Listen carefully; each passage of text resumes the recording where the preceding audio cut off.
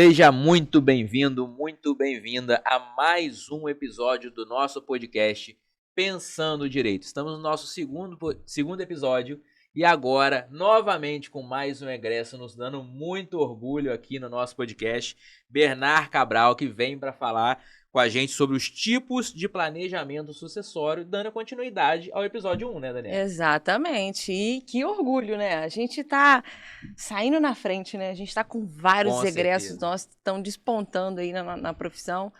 E muito obrigada, Bernardo, por você ter aceitado o nosso agradeço convite. o convite. A honra estar voltando aqui para a FOA. É, com muita alegria que a gente recebe vocês. Então, pessoal, dando continuidade, né, a esse podcast, que no primeiro a gente falou de patrimônio familiar, planejamento familiar, alteração no Código Civil, a gente desabou no planejamento familiar, família mosaico. Exatamente. Vamos preparar a nossa vida, né, para quando a gente for embora. Exatamente. Então a gente falou de toda a constância, né, de uma relação. Mas aí agora chegou o fim. Mas chegou o fim com aquele momento ruim, né, que é a morte, é o falecimento de alguém. E aí a gente também tem um planejamento sucessório, e é por isso que o Bernardo está aqui, porque ele vai explicar tudo pra gente o que é isso. Bernardo, antes de você começar a falar com a gente, deixa eu só dar um recadinho explicar para as pessoas, né, como você está hoje, depois dos 5 anos aqui com a gente. O Bernardo é especialista em inventário e sucessões, ele atua em planejamentos sucessórios e holding. Holding, Bernardo. Quanta dúvida eu tenho de holding. A gente está aqui para isso. E o melhor é isso, é o aluno voltar para ensinar para gente. Exato, exatamente. Mas diga aí, Bernardo, pra gente, o que é isso? O que é planejamento sucessório? Olha, então, o planejamento sucessório ele é uma forma de você cuidar daquele patrimônio que você criou durante a vida, né, que a família criou durante a vida, e fazer com que isso chegue aos seus herdeiros, né, se permaneça dentro da sua família da forma mais organizada e segura possível, né? Eu tenho um caso na família que gerou muito problema por falta de um bom planejamento sucessório, que foi um inventário do meu avô, que durante mais de 20 anos esse inventário não se encerrou, os irmãos dentro dele deixaram a casa para um dos irmãos, regularizaram isso de uma forma errada dentro do procedimento, e isso causou problemas até hoje, né? Já 2 vieram a falecer e essa casa não está regularizada até hoje, então o planejamento sucessório visa evitar esses problemas, você não deixar com que a próxima geração, os seus filhos, seus netos, tenham que resolver um problema que você podia ter resolvido em vida e não conseguiu, né? Então o planejamento principal é isso, é trazer essa tranquilidade para as gerações seguintes. E é muito comum isso, né? Nossa, eu acho que nesses meus anos de advocacia, 90% dos casos depois do falecimento eu vejo só problema. Difícil ver alguma coisa redonda que já fluiu, já fez a transmissão e os herdeiros já estão usufruindo. É muito difícil. Geralmente é só problema, né? É, só problema. Mas é por isso, né? A gente não pensa que todo mundo um dia vai morrer, né? E a gente, durante a vida, vai acumulando patrimônio. Mas e aí? Aí eu vou deixar pro meu filho resolver? Isso, exatamente. Então quer dizer que hoje você que tá resolvendo esse problema aí da sua família, já que tem 20 anos. Exatamente. E aí, assim, já conseguiu resolver uma parte, mas agora precisa daquela velha questão da falta de receita dos herdeiros atuais, eles precisam vender o bem, aquela coisa toda para regularizar. Então, são problemas que podem ser resolvidos ainda em vida pelos patrimonialistas, né? Seja o patriarca ou a matriarca, que após o falecimento, quanto mais herdeiros tiver, a chance de gerar problema é maior, e isso também passa para os netos, bisnetos e por aí vai. Mas agora me diz uma coisa, essa questão de planejamento sucessório, isso é só para quem tem muito dinheiro ou para quem tem uma casa, só um carro? Isso é só para milionário ou é para qualquer pessoa que vai deixar um patrimônio para alguém? Patrimônio tem que ter, né? Senão não tem sentido. Sim. Mas é para qualquer um? É só para quem tem muito dinheiro? Como é que funciona? Não, na verdade esse é um mito, né? Que muitas pessoas pensam que é muito caro, que não vale a pena, ou que é só coisa de novela, coisa de filme, e na verdade não é. Se você, por exemplo, tem somente um imóvel e tem 2, 3, 4 filhos, você não organizando como que vai ficar a divisão desse bem ou dos eventuais terrenos que você tem, né? Que antigamente era muito comum as pessoas terem terrenos, né, vazios, pensando até na valorização desse terreno para no futuro vender, e acaba que esse futuro é encerrado antes, né, em razão da morte, e aquele terreno fica lá parado. Os bens não deixados especificamente para um filho ou para o outro, eles vão ficar em condomínio. E na maioria das vezes, quando tem mais de uma pessoa pensando sobre o mesmo assunto, eles nunca chegam numa conclusão, né? Então, deixar um testamento ou fazer uma doação em vida, que não são planejamentos por si só caros, especialmente o testamento, que, por exemplo, no Distrito Federal, ele custa menos de R$ 400 para você fazer. Então, assim, Nossa. hoje em dia Nossa, é barato, hein? tem Muito. cortes de cabelo em alguns salões aí que são mais Sim, caros do que isso. claro. Então, assim, você pode planejar como que vai ficar os seus bens por um valor de um corte de cabelo, né? Uma ida numa churrascaria final de semana. Então, assim, não é caro como se imagina. Óbvio que existem modelos para cada tipo de patrimônio, mas o planejamento mais básico, mais simples, ele é acessível para todo mundo e facilita muito na hora do inventário para reduzir as brigas, né? Nossa, eu acho que divulgar essa notícia é muito importante, né? Sim. R$ 400 para você partir tranquilo, né? Resolver a Ajudar vida dos bastante, seus exatamente. descendentes, seus É. filhos ali. É muito Exatamente. barato. É, Assim, a gente imagina inventário, vai pagar 1.000, 10.000, né? Aí Inventário você não, o pode testamento, deixar, né? você pode deixar um testamento, por exemplo, cada estado tem o seu valor, né? Que são as corregedorias do estado que estipulam. Acho que o Rio é o mais caro, né? O Rio, como Rio de sempre, o Janeiro nosso tudo é estado caro. Deve ser o custo da nossa sempre, praia. deve ser, para manter o Rio, né? É. E aí o estado de Distrito Federal, por exemplo, é um valor talvez o mais baixo do país. Então, assim, por R$ 350, R$ 400 você faz um testamento. É. Então, Mas assim, a gente está falando do planejamento sucessório e aí tem o testamento. Existem outros tipos, outros instrumentos que a pessoa pode utilizar para fazer esse planejamento sem que seja o testamento? sim, sim. E só elucidar aqui para quem estiver assistindo, o testamento ele não evita o inventário, tá? Ele precisa ser, ele é uma forma complementar ao inventário, é uma forma de você já deixar a sua vontade de como que vai ficar o seu patrimônio ou alguma determinação que você gostaria que alguém praticasse por você quando você não estivesse mais aqui, mas isso vai ser vinculado com o inventário. Mas existem outras formas também que podem tentar evitar o inventário, que é a doação direta, que é a chamada partilha em vida, que aí você nada mais faz do que transmitir ainda em vida esse patrimônio que iria para o inventário para os seus herdeiros legais e também para terceiros, né? Então a doação é uma forma que você tem de planejar ainda em vida, passando já para os seus herdeiros ou para a pessoa que você queira já passar em vida aquele patrimônio e já vai estar registrado no nome deles. E com a doação você pode também deixar usufruto para que você possa utilizar dos bens, né? Colher os frutos se tiver um aluguel, por exemplo, uma fazenda, as colheitas, o gado, enfim, enquanto você ainda estiver vivo e te dá essa tranquilidade de que já está tudo no nome dos seus filhos. Então a doação é uma ótima forma de planejamento sucessório. Ela tem os seus custos, porque você também tem um imposto, mas é uma forma de você evitar o inventário que, consequentemente, vai ser mais complexo e também tem os custos, né, envolvidos no inventário, que são Hoje em dia normalmente não maiores. tem como não ter custo, né? Sim. A gente tem que buscar essa É a segurança, né? segurança Não só a e economia. exatamente, e além dessa economia, né? A segurança além da economia. Mas eu acho assim que é uma dúvida que a gente escuta bastante. Eu posso doar tudo, 100% do meu patrimônio? Não, aqui no Brasil e com a mudança do Código Civil ela ainda se mantém essa limitação. Você só pode doar até 50% do seu patrimônio, que é a chamada parte disponível. Então, se você tem R$ 1 milhão no seu nome de patrimônio, você pode doar livremente para quem você quiser, inclusive para os seus filhos, R$ 500 mil. Os outros 500 mil eles precisam ser destinados para os seus herdeiros. Então, esses 500 vão ser divididos com a quantidade de filhos que tiver, né? Então, você só tem a liberalidade de até 50%. E isso pode ser para qualquer pessoa. Mas se fizer essa doação proporcionalmente para todos os filhos, não vai ter problema. Aí pode ser 100%. Sim, isso, exatamente. É até uma forma também, foi uma ótima pergunta, é que você pode também destinar uma parte maior para um filho específico em razão do outro, desde que você reserve aquela metade para ele. Então, no exemplo que a gente deu, tinha R$ 1 milhão, 500 mil você pode doar.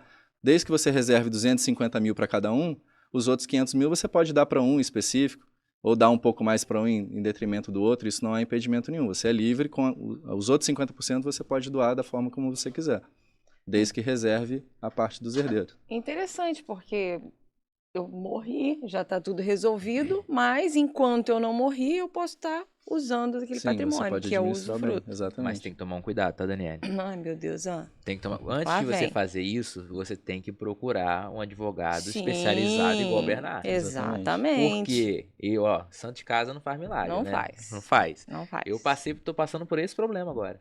Você acredita? Mas não tinha a ver com o problema que foi gerado, mas estou passando por um problema desse, de doação direta, que Tudo errado. culminou num problema gigantesco, não tem como resolver praticamente, tudo errado. Né? O meu avô, assim como o seu deixou uma herança problemática, o meu resolveu tudo em vida. Fez a doação direta de tudo que ele tinha. E só que ele acabou esquecendo de contemplar, tinha um filho ausente, que não tinha feito a declaração de ausência, ele não foi ter contemplado nessa doação. Fez a doação para um filho que não tinha descendentes, e esse filho veio a falecer antes da minha avó, que era usufrutuária do imóvel. Aí ele E se tornou nada disso herdeiro também. foi, a doação foi feita e nada disso foi registrado na matrícula do imóvel. Então hoje tá um embrólio só, um problema só, que são tantos procedimentos administrativos para resolver isso que você acaba não conseguindo resolver. Infelizmente, em muitos dos casos, até por má orientação, às vezes acontece, a pessoa acha que realmente está fazendo de forma correta, mas que acaba gerando, igual você disse no caso do seu avô, e mais problema do que solução, né? E é muito importante realmente ter essa orientação antes de tomar essa decisão, porque a gente está falando do patrimônio da vida inteira, né? Às vezes são sequências de heranças, né, que você recebeu do seu avô, que passou para o seu pai, que chegou em você, aí você quer tomar uma decisão para facilitar e acaba jogando toda essa herança, de fato, né, da sua família num buraco, numa situação complicada de se resolver por falta de orientação. Então é sempre importante buscar uma orientação antes de tomar essa decisão. E você falou que o testamento é um documento ali que você vai, né, destinar o seu patrimônio às pessoas e fazer suas declarações de vontade. E aí me deu uma curiosidade agora. Uma coisa que é muito comum a gente ver é a pessoa constituir esse patrimônio todo com muito esforço, muito trabalho, e tem muito carinho a tudo que foi construído, e depois que os herdeiros se apropriam do patrimônio, vai tudo embora. Vai. Né, vende tudo. Dá pra colocar uma cláusula que não pode vender as coisas, que tem que cuidar? Como é que fica isso? Dá pra poder manifestar minha vontade depois que eu já parti daqui e cuidar das minhas coisas?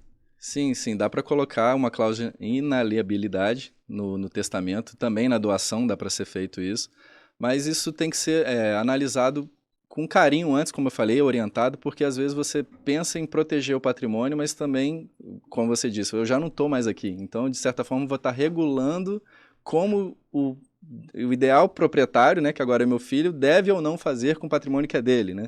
Então, assim, é possível, mas existem algumas atenções nesse caso, né? Vai que o filho realmente precisa vender, isso, você e cria, aí você está isso, você impedindo cria uma disso acontecer. judicialização para se tratar em razão dessa cláusula que foi colocada na doação, no testamento, e às vezes é prejudicial para o seu ente mais precioso que é a sua família, né? Então, assim, às vezes priorizar o patrimônio em detrimento do livre interesse do filho, né?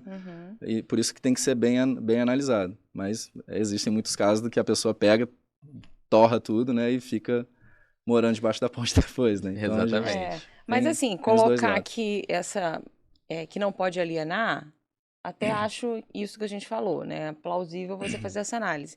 Mas eu posso também colocar condições? Ele só receberia se cumprir com certa condição, com certo encargo? É possível. É o que é o chamado de legados, que aí você inclui legados dentro desse testamento, que aí você coloca as condições, né, para você receber determinado patrimônio, um encargo. E aí a pessoa pode aceitar ou não esse encargo, ela não é obrigada a aceitar só porque o testador colocou, e ela também pode questionar judicialmente na hora da abertura e registro desse testamento se aquela cláusula faz sentido ou não. Às vezes cria uma obrigação que é humanamente impossível de se resolver, ou que no momento do falecimento já não tem mais como cumprir porque alguma coisa se perdeu no meio do caminho. Então, por mais que exista essa possibilidade, ela pode ser analisada ali no momento da abertura do testamento. Então realmente não tem como fazer isso sem nenhuma orientação jurídica. Não. E até para muito fazer detalhe. Sim. E até para fazer com orientação, tem que ser com alguém que entenda muito. Entenda, Porque eu tenho um outro processo de inventário, só para você ter ideia, eu sou o terceiro advogado sucessor do processo de inventário, que é um processo que já tem 3 gerações. Que é um processo que tem testamento. Olha que incrível. Foi feito o testamento com a divisão de tudo, para ficar tudo mais fácil, Só que uma vez que fez o testamento, não dá para você tirar os imóveis nem desfazer o que a vontade, né, da do pessoa. falecido. Só que um dos imóveis não foi verificado, era uma área rural, afastadíssima, de uma área de pedreiro, um terreno que praticamente não serve para nada, mas gigante, com uma dívida de imposto absurda, que os herdeiros não conseguem quitar para poder desmembrar e resolver o inventário. E é um outro problema que parecia que tudo ia estar resolvido, no fim das contas tá um embrólio danado que o processo não anda, porque tem que quitar o imposto para fazer a transferência, não dá para excluir aquele imóvel e ninguém tem dinheiro para quitar aquele imposto, então tudo tem que ser verificado muito bem antes, não é verdade? Uhum, com certeza. E você pegou um ponto importante também, que é uma das questões que mais pegam no inventário, e por isso que a maioria deles demora muito tempo, além da confusão patrimonial e da briga dos herdeiros, que é a questão do pagamento dos impostos, né? E também é uma forma excelente de planejamento sucessório, é você já deixar esses recursos destinados para o pagamento dessas custas, seja com honorários, com impostos, com dívidas que porventura existam, para que esse procedimento de inventário seja mais rápido e não cause esse problema para os herdeiros, né? Uma forma muito boa de se fazer isso é através de seguro de vida, que além de ter essa destinação do valor específico para isso, que pode até, inclusive, utilizar o testamento para informar, olha, o valor do seguro de vida eu gostaria que fosse usado para pagar as custas do inventário, para não ter problema, enfim. E que, diferentemente de valores que você deixa depositado em conta, por ele ter natureza de seguro, ele não é tributado pelo imposto da herança. Então, ele já vai direto para o beneficiário. Então, se eu coloquei lá meus filhos para receber aquele seguro de vida, esse dinheiro do seguro de vida vai direto para a conta deles, não precisa passar pelo inventário para liberar. E aí, eles podem utilizar, sim, esse valor para pagar as custas ou para reformar a casa, comprar um carro, enfim. Você traz essa segurança financeira para o momento que você não estiver mais aqui, né? Então, seguro de vida hoje em dia é uma excelente forma de planejamento sucessório que não é tão comumente falado hoje em dia. E isso é interessante, porque às vezes é o pai que tem o dinheiro, né? O filho Na não maioria tem das dinheiro. vezes é Nunca ele vai que conseguir deixa, pagar, né? E aí o filho não vai conseguir pagar nunca. Agora, determinar o seguro para isso, eu nunca tinha pensado nisso. É muito Eu também interessante. Muito Sim. interessante. Porque, assim, se você não determina, o filho vai pegar o dinheiro do seguro e vai vai fazer outra torrar. coisa. Uhum. E depois eu vou ver o que eu vou fazer com o imóvel. E depois vou ver, vai ficar lá para sempre sem regularizar. Sim. E é interessante também o planejamento sucessório, porque assim, eu acho que é um prazo muito curto para a família dar início a um inventário, para não ter que pagar a multa, né? Uhum. Muitos não ligam de pagar Nem a sabem multa, que nem existe a sabem que multa, existe. E aí vai procurar mexer com isso, de dividir quem vai ficar com o quê, muito tempo depois do prazo previsto. Mas eu acho assim, é muito pouco tempo, você está ali no luto ainda. Então, quando você faz o planejamento sucessório, você acaba que meio que tá mais ou menos organizado as coisas, né? E aí você entrega para uma pessoa que sabe fazer, que entende, pronto, você não precisa mais se preocupar com isso. Exatamente. Mas aí é aquela questão, né? É cultural. Não preciso fazer inventário? Essa é só uma das muitos mitos, né, que falam aí pela internet, que as pessoas querem muito vender esse serviço, tá, né, se popularizou muito, principalmente nesse período de pandemia, né, que estava todo mundo preocupado mais com a nossa vida, né, e todo mundo querendo vender isso, e de certa forma deu um boom na internet, todo mundo pensando. E holding virou a pílula mágica, né? Resolve todos os problemas. Isso, exatamente. Tudo resolve com holding. Tudo é com holding, isso. E aí a gente, vamos destrinchar todos os mitos aqui, mas em relação à questão do inventário, não, ela por si só não evita inventário. Porque o que é uma holding? Ela é uma empresa, né? Você cria-se uma empresa e você coloca dentro dela, no capital social dessa empresa, o seu patrimônio. Seja ele aplicações financeiras, bens imóveis, bens móveis, a depender da situação. E aí você tira do seu CPF, né, sua pessoa física, esses bens e coloca dentro da empresa. E você passa a ser, então, proprietário das cotas dessa empresa. Então você meio que só faz uma substituição, né? Eu deixo de ser dono do carro, o carro passa a ser da empresa, mas eu sou proprietário da empresa. Então, se você só parar neste momento, quando você falecer, o que vai acontecer? Os seus herdeiros vão ter que inventariar a sua participação na empresa. Então, não evita-se o inventário só por você fazer uma hold. Você só vai substituir um imóvel por cotas, né? Às vezes, só por isso já seria talvez melhor do que deixar só um imóvel. Não estou dizendo que isso por si só é ruim, mas não evita-se o inventário. Você vai ter que pagar os impostos do mesmo jeito, os irmãos, no caso, se não tiver planejado, vão todos virar sócios da mesma empresa e se não tiver bem organizado isso, vai gerar brigas ali dentro também.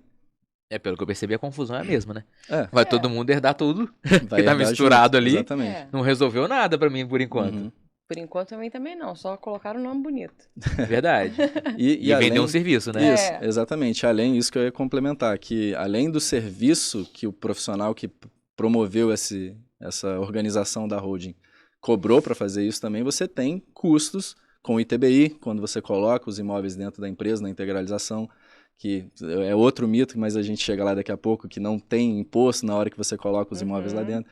E você também tem custos tributários, você precisa de um contador, imposto de renda dessa empresa, porque se tiver imóveis alugados, por exemplo, está tendo uma renda ali, você vai ter gasto com contador, vai ter gasto com imposto, então não é simplesmente coloquei ele dentro e coloquei os pés para o ar, está tudo resolvido. Você vai ter um gasto com aquilo também. Então, às vezes, uma pessoa que não tem condição de fazer uma holding, às vezes é dar um tiro no pé, perder patrimônio do que, de fato, planejar essa sucessão. É muito detalhe. É muito detalhe, muito específico. E aí, assim, eu fico chocada, porque as pessoas falam na maior cara lavada, né? Que faz a hold que não precisa inventário. Vai acabar o inventário. Faz a hold que você não vai gastar com pagamento de imposto. Mas isso eu acho que é um mal que a gente vem sofrendo, não só da holding, como qualquer venda de serviço em massa que a gente pode monetizar na internet. Você vê isso, assim, do mesmo jeito que se propaga notícia falsa sobre a holding, estava conversando ontem, da propagação de notícia falsa de você não precisa ser diploma para ser milionário. Uma pessoa conseguiu não ser milionário sem diploma. Aí ele vende para outras pessoas que todo mundo vai conseguir ser milionário sem diploma e ele fica mais milionário ainda vendendo isso. Vendendo curso Assim como a holding. Um cara fica milionário vendendo holding, depois que você morrer, você não vai nem saber. Seus filhos vão descobrir que não serviu para nada ou piorou o problema. Exatamente. E assim, a gente pode destrinchar vários mitos. Um que eu ia complementar, que é essa questão do ITBI. Muitos falam que tem imunidade tributária quando você integraliza imóveis na empresa. Realmente, na Constituição Federal tem essa previsão lá. Mas, na prática, desde 2012, em razão de um caso famoso, que agora me fugiu o nome específico da ação, que deu origem ao tema 796 do STF,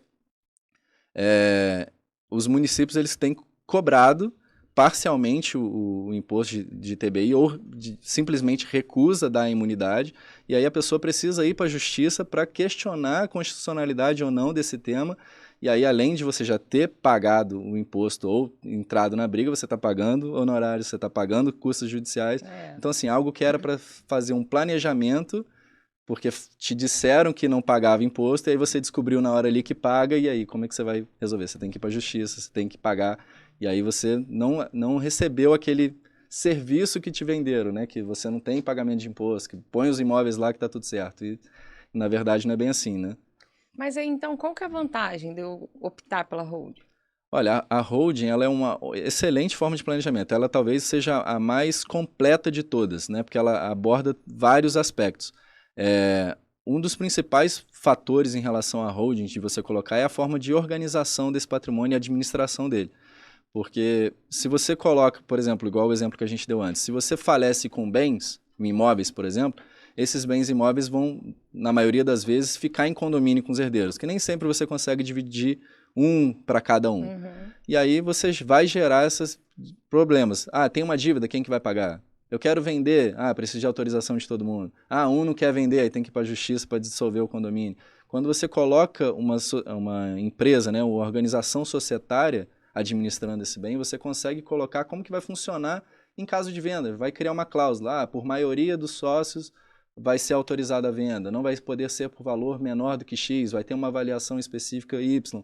Então você não precisa de judicializar porque no contrato social já está estipulado aquilo. Também a própria questão da pessoa que fez a holding, né? Eu dou as cotas para os meus herdeiros, mas eu crio cláusulas de controle, que eles só vão poder vender um bem, que ainda, de certa forma, eu que estou usando, né? Eu que fiz a holding, só doei para eles. Eu tenho um poder de veto, eu só vai poder vender se eu autorizar, entendeu? Então você pode criar mecanismos de proteção do seu patrimônio enquanto você ainda está vivo, e transmitir isso para os seus herdeiros. É como se ainda fosse você o dono, só que já está no nome deles. Uhum. E a questão societária te dá essa liberdade, né? Em razão da lei da liberdade econômica, trouxe essa questão para as empresas. Então, você ter uma PJ te dá mais mecanismos de administração do que na pessoa física você não tem. Mas aí na holding, então, eu acho que vale a pena para quem tem bastante patrimônio, né? Sim. Uma quantidade de patrimônio expressiva.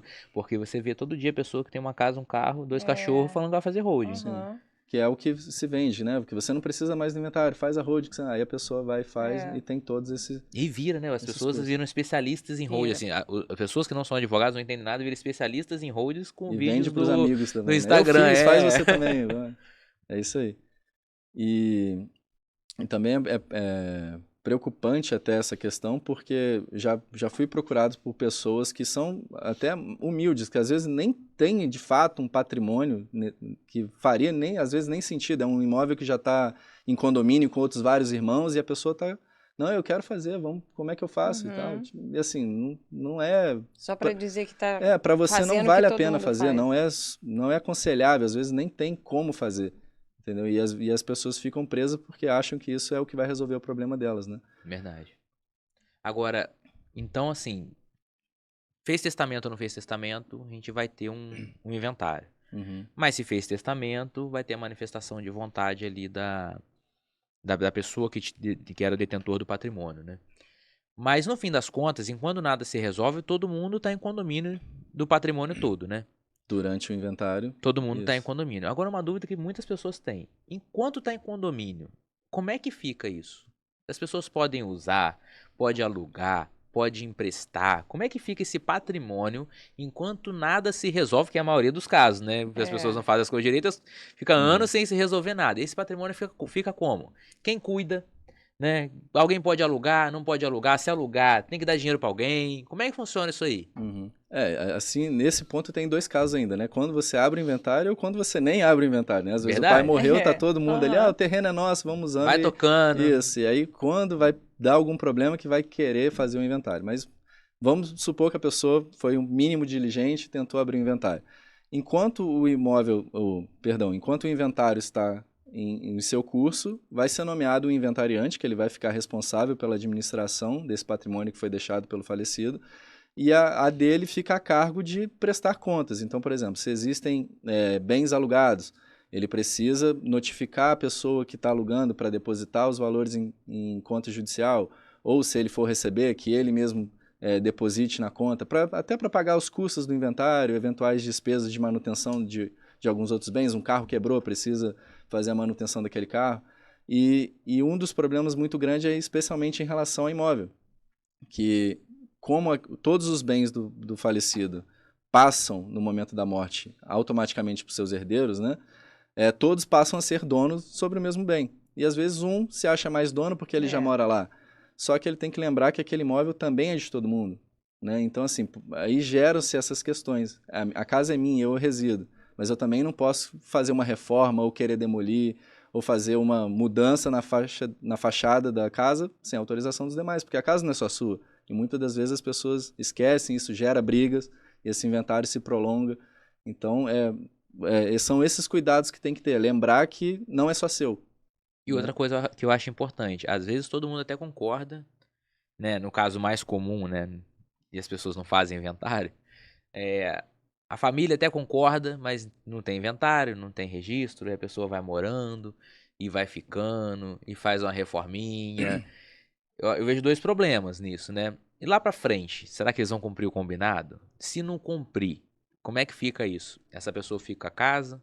Não fica? Pode ser que fique, pode ser que não fique. O que ela fez de melhoria, eles vão indenizar? Como é que fica essa situação? É uma ótima pergunta. Isso é questão de benfeitorias, né? Quando você faz a benfeitoria num terreno que você sabe que não é seu, você tem direito ao valor que você agregou naquele imóvel. Então, por exemplo, o herdeiro que ficou ali, construiu no terreno e os outros não estavam se preocupando, né?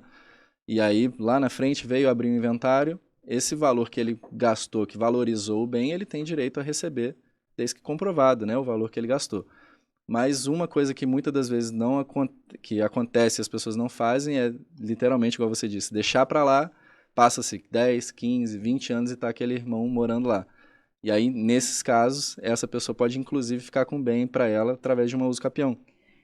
Que é possível em determinados casos, desde que a pessoa, de fato, né, não tenha aberto o inventário, comprove que ela morou ali, que os irmãos nunca tentaram tirar ela dali, nunca cobraram aluguel, nunca fizeram nada, e aí ela fica com a casa para ela no final das contas. É uma possibilidade.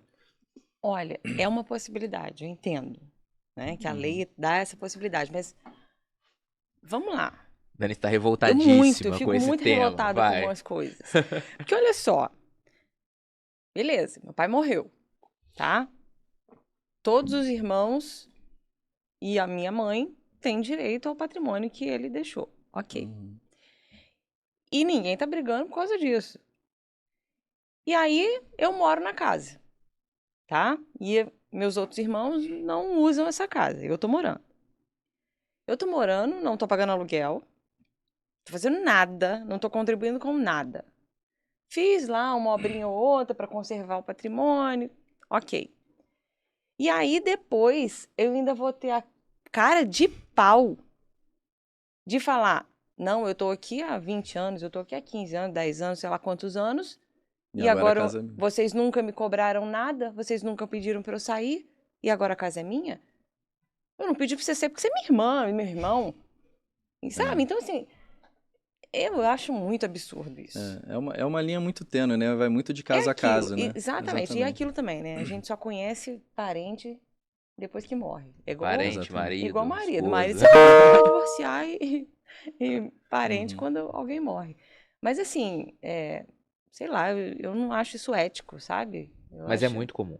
Não, Isso é muito comum. muito comum, mas assim, é triste, né? É triste. Saber que isso é muito Eu comum. vi uma porque- entrevista esses dias, não sei se era um jogador ou um cantor, me fugiu agora o nome da pessoa, que deixou os parentes morar numa casa que ele tinha de praia pra ajudar os parentes e depois ele perdeu a casa. Fez favor pra família ainda, é um caso pior ainda, eu acho. Sim. Fez favor e perdeu o imóvel, isso é absurdo, né? E aí, que eu acho que é a fragilidade da nossa lei frente à boa-fé. A boa-fé, eu acho que tinha que ser superior ao que está regulamentado ali, sabe? A posse mansa e pacífica do imóvel, que vai te dar direito aí a um uso capião, ela tem que estar caminhando junto com a boa-fé. Posse mansa e pacífica, mas as pessoas tinham noção da sua intenção de estar cavando ali um uso capião? Ou você fez isso de má fé, aproveitou da sua relação familiar para isso? Para manter esse tempo de convivência ali sem ninguém falar nada? Porque assim, da mesma forma que eu posso ficar lá sem pagar nada, eu tô planejando aí um uso capião, eu também teria que pensar o seguinte, olha, eu tô usando desse patrimônio e nenhum dos meus irmãos estão usando, então eu vou pagar um aluguel por esse patrimônio, né? Por eu estar morando aqui, que também não é pensado, só vem a nós, né? Sim. E aí a importância da orientação do advogado. Sim. Pros dois casos. Não fez inventário, não fiz nada mais. Procura o advogado. Mas eu não tenho dinheiro. Procura a defensoria pública. E busca uma orientação, porque um contrato simples de comodato resolveria esse problema. A mera tentativa de notificação que você demonstre de forma clara que você não está concordando com aquilo ali, já ajuda bastante. Ou mesmo pedido de arbitramento de aluguel, né? Que na verdade não é propriamente um aluguel como um aluguel de imóvel, né? Mas é como se fosse uma indenização que a pessoa está te pagando por estar usando algo que é seu também e você está se vendo preterido em razão daquilo, né? Então, a partir desse momento, você já interrompe esse prazo para o uso capião. Então, até pegando o exemplo do jogador, eu acho, né, que você falou, também foi uma falta de preocupação dele. Deixa pra lá, vou deixando. E quando viu, já era tarde demais, né? Que a gente tem esse hábito de deixar sempre para depois. E confiou também, né? Sim. Mas pegando esse gancho assim, a falta de conhecimento que é notória, né? Que muitas das pessoas não conhecem os próprios direitos, não conhecem o direito do próximo e acabam deixando isso correr porque por falta de conhecimento ou porque quer deixar para depois eu vejo e depois já não tem mais como resolver. Eu acho que as pessoas não acreditam, né, também. Isso vai acontecer. Eu acho que também tem um pouco disso. Mas assim, para vocês que estão assistindo a gente, vocês entenderem, buscar uma orientação jurídica não é só para ingressar com uma ação. Exatamente. Não é só quando tem um problema. Na verdade, se as pessoas buscassem antes de ter problema, teria menos da metade dos processos que nós temos hoje. Com certeza. Exatamente. Todo mundo ficaria feliz. Nós ficaríamos felizes, né? De ter... Todo mundo gastaria menos dinheiro. Isso. Teria menos processos judiciais. Todo mundo resolveria seus problemas de forma administrativa. E todo mundo ia conhecer os seus direitos. Exatamente.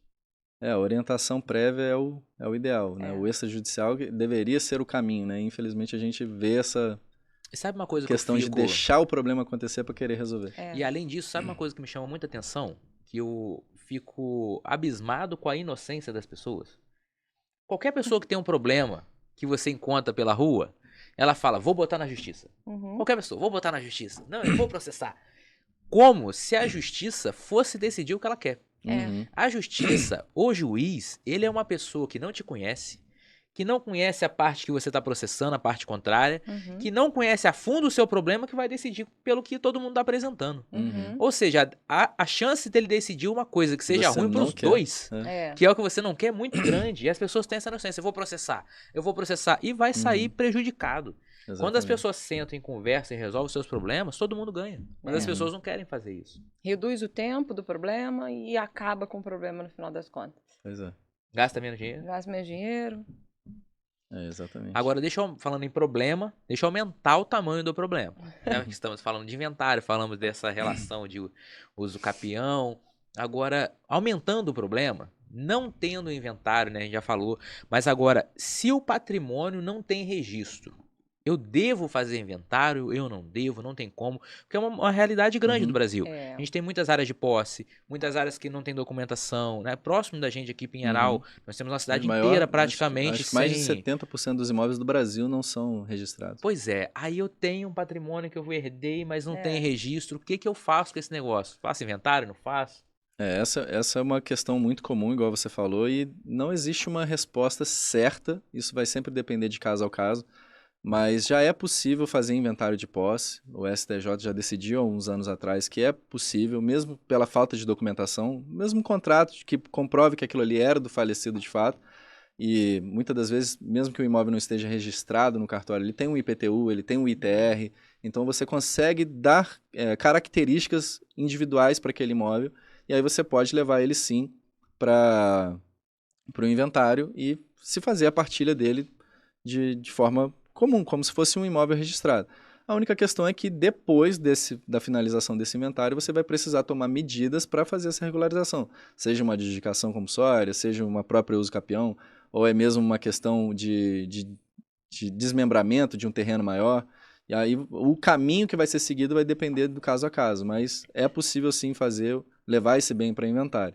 Existem hipóteses, mas que é muito questionado, que não tem uma decisão firmada ainda em tribunais, é de você poder fazer talvez um inventário, o uso capião direto, sem a necessidade do inventário. Mas isso vai muito de juiz para juiz, vai muito de tabelião para tabelião.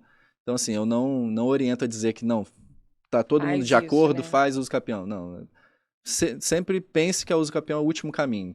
Então, o melhor caminho é fazer, mais seguro é fazer o inventário.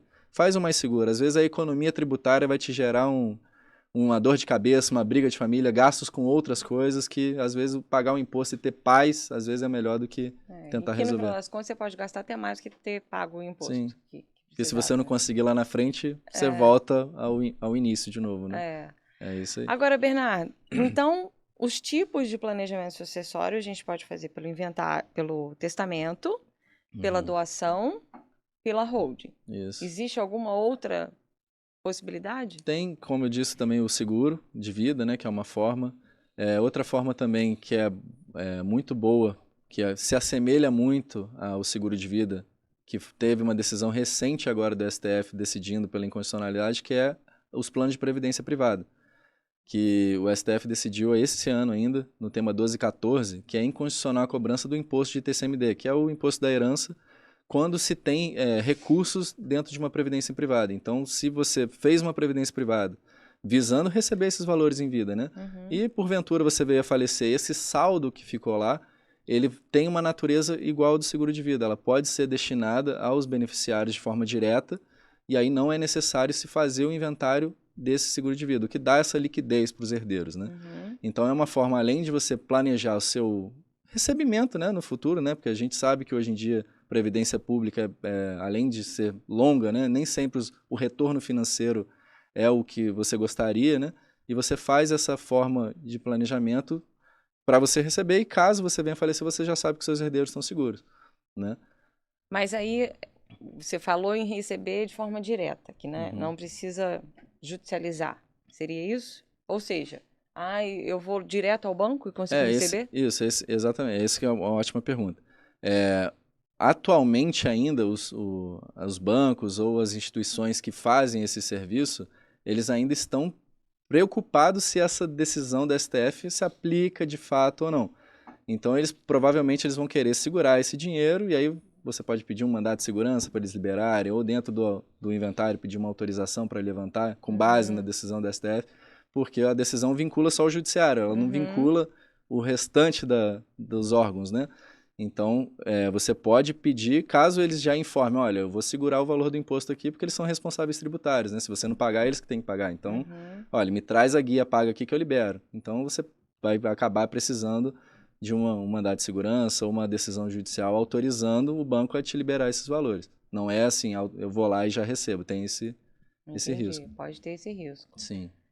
Mas agora, pode continuar. E também abre uma brecha, né? Sim. Eu fazer seguro de vida ou ir lá integralizando esse meu investimento. Vamos lá. Se eu tô falando de já vamos na maldade, vamos lá. Porque depois desse caso que vocês trouxeram aí da família que pediu os campeão, agora a gente pode esperar. Qualquer coisa a gente pode esperar. Vamos pensar no lado ruim das pessoas. Vamos pensar do lado ruim. Eu posso ter essa previdência, né? Tô fazendo ali aquela previdência, mas na verdade eu tô escondendo patrimônio, né?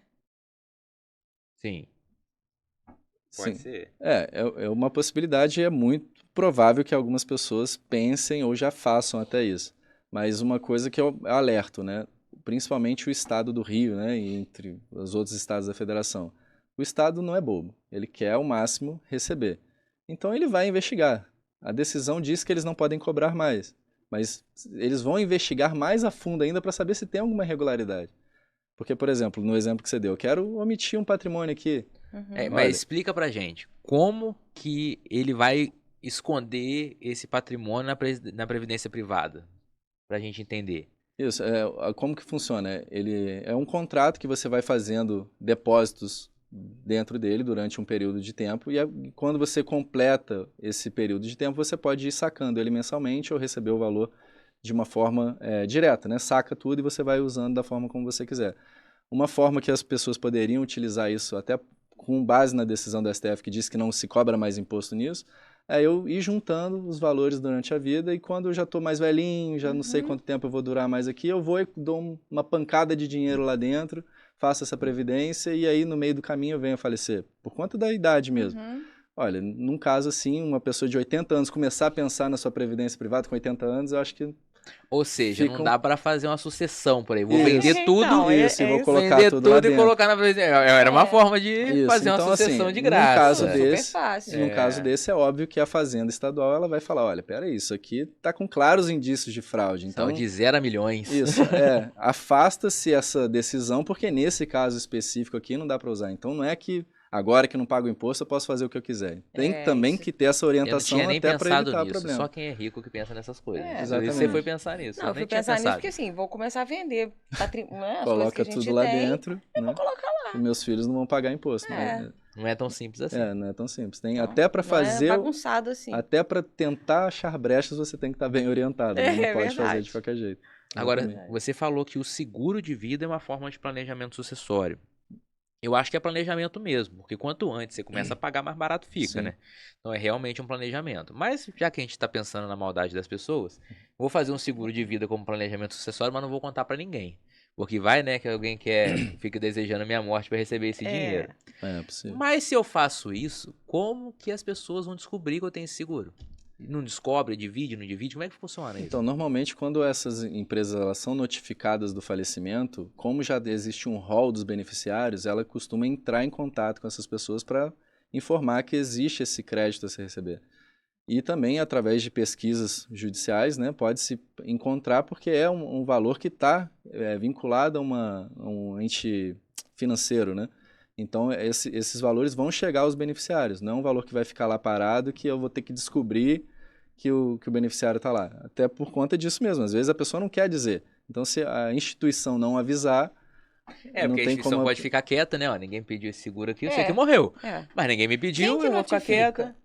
a própria instituição, ela vai notificar o rol dos beneficiários, vai estar dentro do Não, tô contrato. dizendo quem notifica a seguradora de que eu do morri. falecimento. É. Hoje em dia a gente já tem muitos serviços que são conectados, né? Então, no momento em que consta lá o óbito no cartório, ele já notifica através dos sistemas internos os itens, até para travar uma conta. Às vezes o herdeiro está com cartão ainda, quer sacar o dinheiro da conta, para aproveitar que tinha o cartão em mãos, né? Para prejudicar os outros irmãos. Então, essa informação do óbito ela já é transmitida para esses órgãos financeiros para exatamente evitar esse tipo de fraude, né? E se demorar um pouquinho para transmitir? O que acontece se esse herdeiro com cartão catar o dinheiro da conta? Ou tem a senha? Ou tem a senha, catar o dinheiro, ou pegar uma aposentadoria uns 6 meses a mais. Infelizmente isso acontece muito. Aposentadoria eu acho meio difícil, né? Porque automaticamente o INSS é informado, né? E se você registrar o óbito depois de 4 meses? Ah, tá. Nossa Pode senhora, acontecer. que cabeça, Lon. Você tá pensando muita maldade. Existem e acontece bastante. Alguns usam esse artifício até por maneiras nobres, né? Eu vou sacar o dinheiro para já pagar umas contas aqui, mas alguns é igual você disse, para já pegar e botar no bolso. O problema é que quando vai abrir o inventário, vai ser pedido os extratos bancários. Aí viu lá que a movimentação foi depois do óbito, aquela pessoa que sacou, ela vai ser responsabilizada por aquilo, né? Então, ela vai ter que explicar o porquê que tirou, se ela sumiu com dinheiro, ela vai ter que devolver.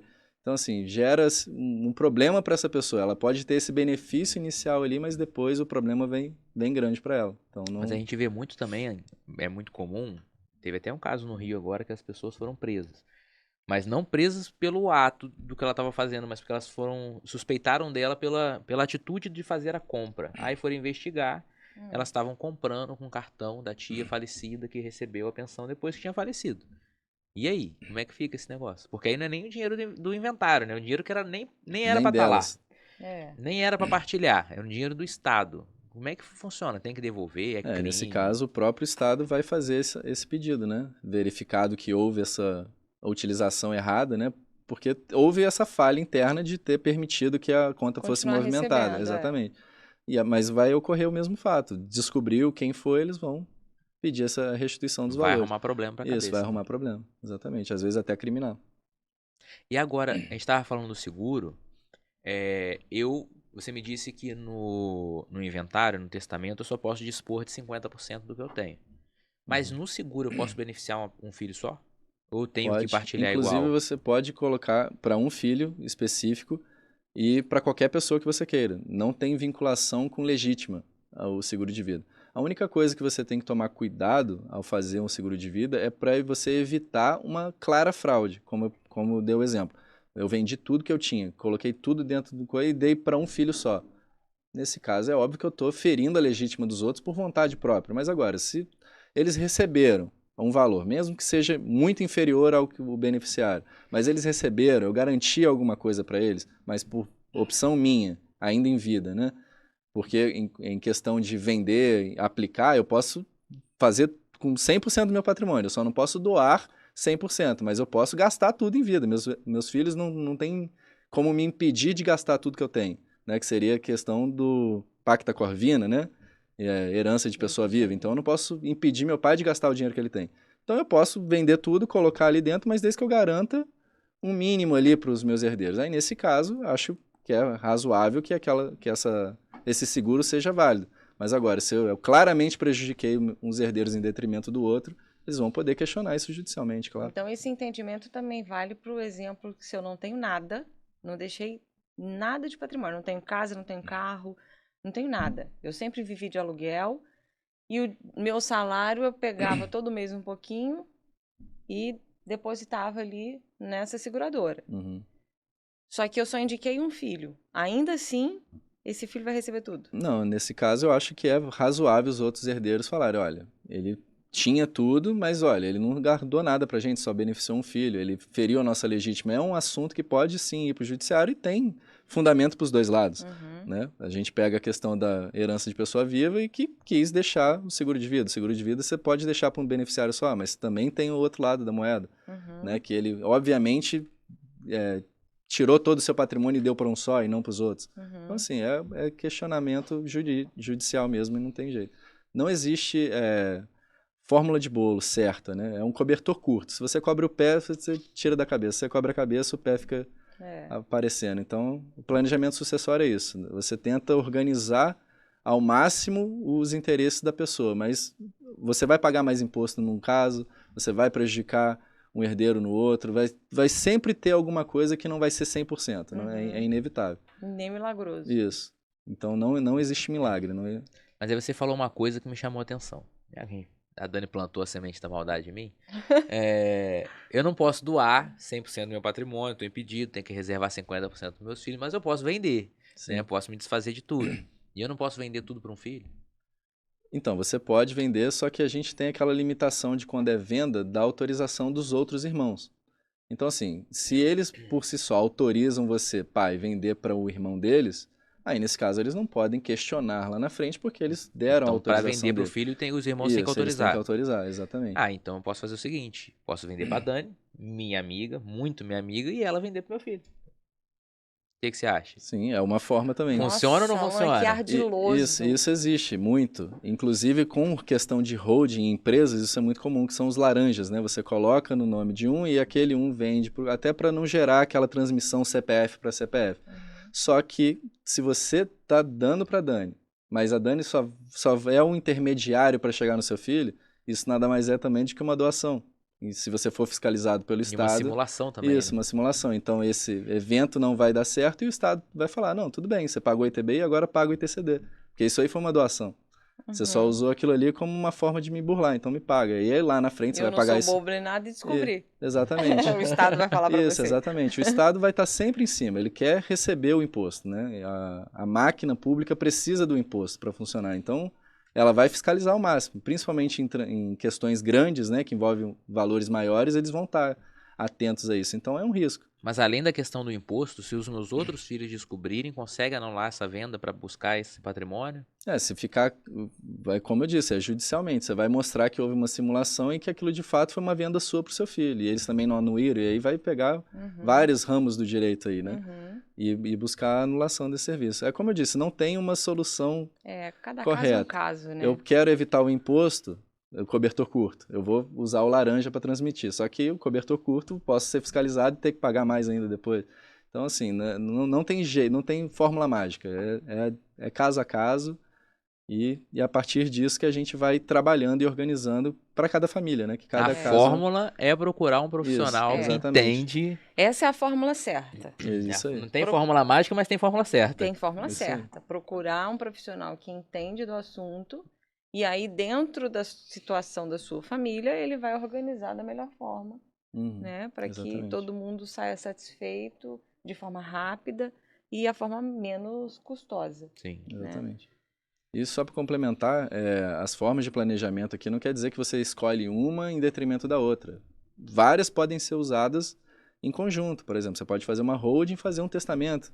Porque às vezes você ainda está organizando a holding ou tem um ponto, como eu disse no início da conversa aqui, que não vale a pena você incluir numa holding por algum problema e você coloca um testamento para regular aquela situação até você resolver. Vai que você falece antes de resolver. Então, o testamento complementa a holding, que o seguro de vida complementa a holding para os herdeiros terem uma liquidez. Então, assim, você faz um planejamento geral, não é simplesmente olhando para uma ferramenta por vez, né? Tenho que escolher uma para fazer. Isso, né? Você pode utilizar elas de forma complementar para entregar o melhor resultado.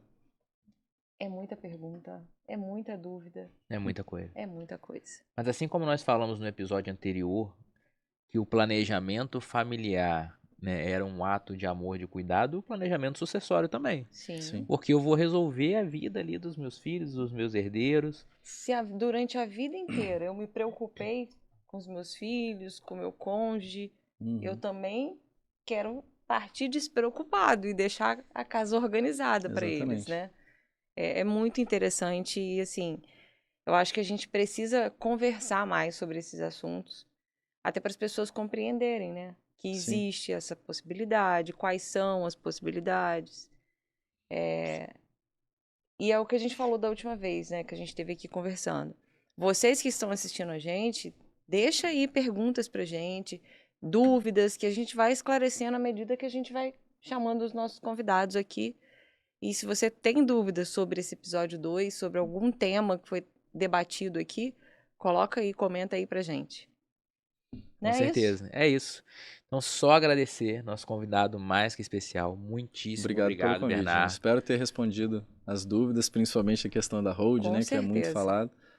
Tinha muita coisa ainda que a gente pode falar, o assunto se estende muito, mas sempre que precisar vou estar aí à disposição para Prazer te pra ajudar receber vocês. aqui, voltar aqui à nossa casa.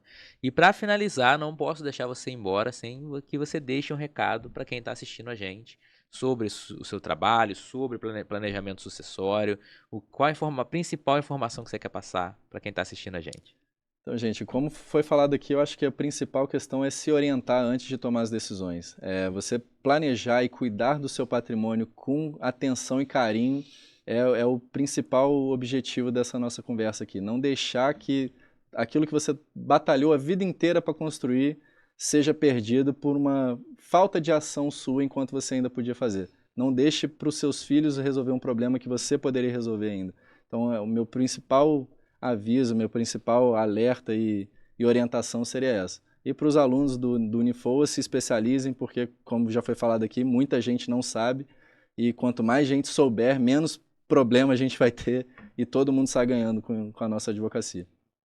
E assim como você já viu aqui nas nossas conversas, o ideal, o principal que nós devemos fazer é propagar a informação certa. Então, espalhe esse vídeo, espalhe o nosso canal, compartilha, manda para os seus colegas, manda para sua família, para que todo mundo venha assistir o podcast Pensando Direito, para sair com a informação certa, não esse monte de informação errada que vê pela internet.